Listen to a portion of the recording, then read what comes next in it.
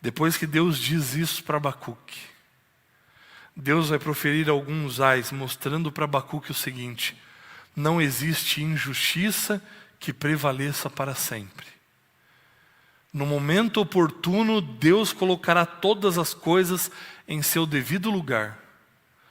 Ele vai deixar tranquilo o coração de Abacuque, dizendo: Abacuque, eu vou cuidar, ai daqueles que acumulam aquilo que não é seu, no verso 6. Verso 9, ai daquele que ajunta em sua casa bens mal adquiridos. Verso 12, ai daquele que edifica a cidade com sangue. Verso 15, ai daquele que dá de beber ao seu companheiro, misturando a bebida com o seu furor. E o verso 19, ai daquele que diz a madeira acorda e a pedra muda desperta. Pode o ídolo ensinar, enfim, contra a idolatria. E depois de Deus proferir tudo isso e acalmar o coração de Abacuque, aí sim parece que Abacuque tem uma visão. E o interessante é que muitos teólogos dizem que essa visão que Abacuque tem pode ser uma visão semelhante à que a Daniel vai ter a partir do capítulo 8 do seu livro. Porque lá no capítulo 8, Daniel 8,14, a Bíblia diz que até 2.300 tardes e manhãs e o santuário será purificado. Essa profecia se cumpre em 22 de outubro de 1844. E o que é que Jesus começa no santuário nesse momento? O julgamento. Ele começa a colocar cada coisa no seu devido lugar, ele começa a fazer justiça. Agora olha o verso 20 de Abacuque, capítulo 2. Muitas pessoas usam esse verso no contexto de conversa dentro da igreja. Eu já vi uma vez um irmão, quando era um jovem lá na igreja de Curitiba, um irmão dizendo, para criticar aqueles momentos em que nos cumprimentamos na igreja, usar esse verso que não tem absolutamente nada a ver com isso.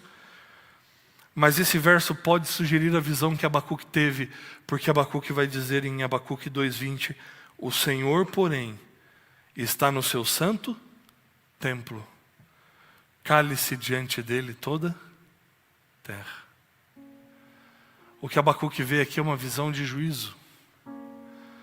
E Deus garante para ele que em um determinado momento da história, Deus ele vai colocar cada coisa no seu devido lugar. E Deus vai fazer justiça. Pode ser que eu esteja falando para alguém hoje que está passando por uma injustiça. Escolheu fazer o que é certo, escolheu o caminho do Senhor, mas tem sofrido por isso. Abacuque tem a visão de que o Senhor está no seu santo templo. E essa imagem do Senhor no seu santo templo, de uma profecia que vai se cumprir num tempo determinado, pode sugerir para nós o momento em que Jesus se levanta no santuário para fazer justiça pelo seu povo. Não existe injustiça que prevaleça. Não existe injustiça que dure para sempre.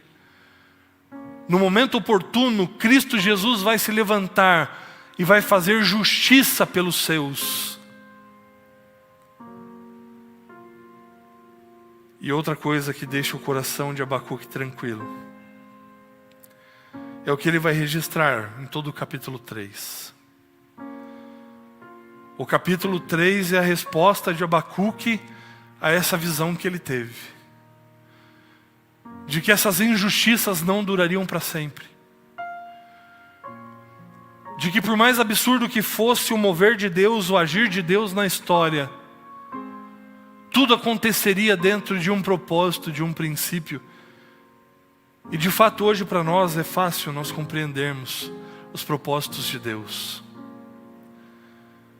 Aquilo que parecia absurdo para Abacuque, de Deus trazer os caldeus sobre o seu povo, os babilônios sobre o seu povo, para oprimi-los, para conquistá-los, era parte de um processo, de um propósito de Deus, para salvar o seu povo, para que o povo abandonasse os seus maus caminhos e se voltasse para Deus.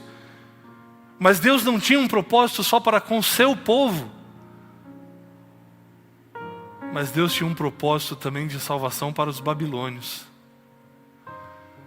Porque o fato do seu povo ser levado cativo para a Babilônia, veja, Não há grandes mortes, não há registro disso nesse processo. Você vai ter o relato só de judeus sendo levados para a Babilônia. E nessa leva você vai ter Daniel, Ananias, Misael, Azarias. E você vai se lembrar das histórias deles na Babilônia. E você vai se lembrar que depois que Daniel foi jogado na cova dos leões, Nabucodonosor pôde proferir: bendito seja o Deus de Daniel. Quando Ananias, Misael e Azarias, Sadraque, Mesaque e Abednego são lançados na fornalha, Nabucodonosor tem o privilégio de contemplar a Cristo Jesus ali dentro andando junto com eles. E pôde estabelecer um decreto: bendito seja o Deus de Sadraque, Mesaque e Abednego.